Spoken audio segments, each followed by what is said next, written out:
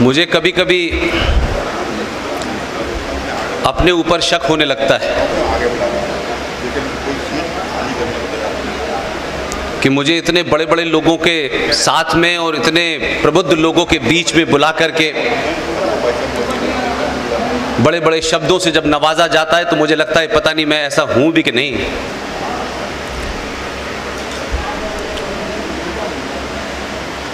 मुझे इस बात की खुशी है कि जब मैं पहली बार आया था तो कुछ कुर्सियां खाली थीं। ये बदलाव है कि 7वीं बार आने पे जगह ही नहीं बच रही।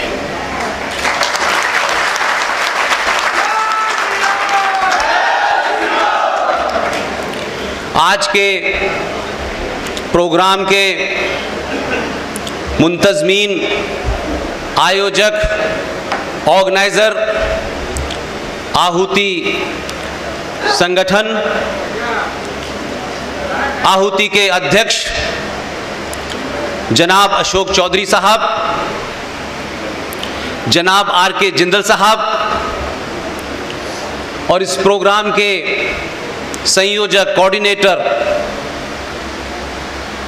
युवा जनाब गौरव शर्मा साहब, उनकी टीम के तमाम सारे लोग और ख़वातीन और हजरात, बहनों और भाइयों,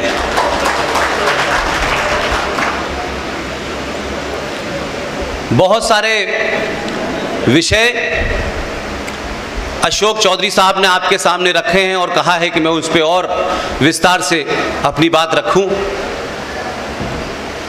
देश, राष्ट्र के तमाम सारे मुद्दे, संविधान की बात भी कही, आर्टिकल 14 की बात भी कही, संविधान में क्या है, संस्कृति को बचाने की बात भी कही।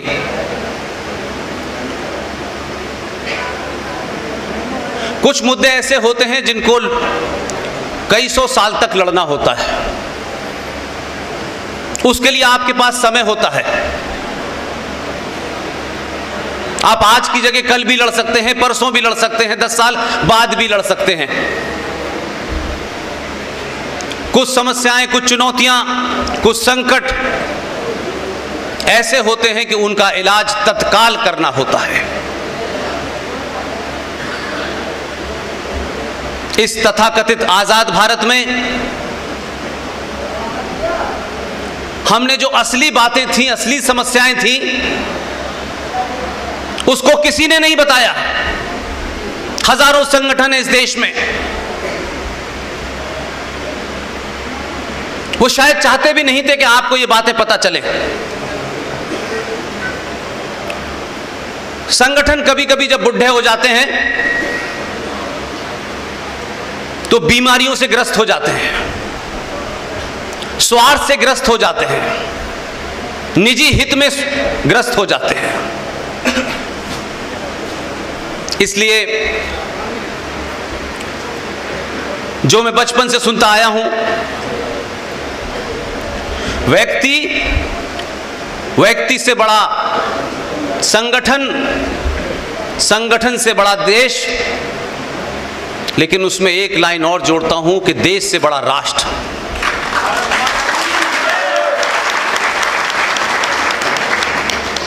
इसलिए व्यक्ति कितना भी बड़ा हो वो महत्वपूर्ण नहीं होता। व्यक्ति आते हैं, संगठन बनते हैं, टूटते हैं, पार्टियां बनती हैं, टूटती रहती हैं, कभी कोई प्रधानमंत्री बनता है, कभी कोई अध्यक्ष बनता है। यह सिलसिला निरंतर रहेगा जब तक मानव जाति इस धरती पर है। इसलिए देश की जब आप चिंता करते हैं तो जो काम इस देश के बुद्धिजीवियों को, शिक्षण संस्थानों को, विश्वविद्यालय को बताना चाहिए था, और अगर थोड़ी देर के लिए यह भी मान लूं कि उन लोगों ने कोताही बरती, अपना काम सही तरह नहीं किया, तो हमारे समाज में बड़े बड़े बुद्धिजीवी हैं, अलग अलग शोबों में हैं, मुझे उनसे शिकायत है कि कुछ छोटी छोटी बातें अगर आपने बताई होती तो दुनिया में यह पहला ऐसा देश है जो 70 साल में लड़खड़ाकर गिर पड़ा है, क्योंकि हमने अपने जनमानस को अपने स्वार्थ, अपने निजी फायदे, हम कैसे जीते, किस तरह सत्ता हत्याएं, उन स्वार्थों के लिए न सिर्फ हमने देश के संविधान को दांव पे लगाया, बल्कि यह भी एहसास कराया कि राजनीतिक दल, कुछ संगठन जो समय समय पे नारे देते हैं, नैरेटिव बनाते हैं, वो उनके हित में तो हो सकते हैं, वो कुछ राजनीतिक लाभ हानि तो हो सकती है, लेकिन उन नारों से राष्ट्र नहीं बचाया जा सकता। मैं बात वहां से शुरू करता हूं जो बीच में गौरव भाई ने भी कही, अशोक जी ने भी कही। आखिर हमारी स्थिति ऐसी क्यों है? हम तो हजारों हजारों साल में एक ऐसी परंपरा, एक ऐसी संस्कृति के मानने वाले थे जब विश्व की अर्थव्यवस्था में हमारा 33% कंट्रीब्यूशन था। हमारी परंपराएं इतनी महान थी, हमारा ज्ञान पूरी दुनिया में गया, लेकिन वो देश, वो राष्ट्र, वो संस्कृति आज अपने अस्तित्व की लड़ाई लड़ रही है। और आज भी बहुत बड़ी संख्या में स्वयंभू नेता और संगठन आज की युवा पीढ़ी को संचार क्रांति के दौर में भी मूर्ख बनाने पे लगे हैं।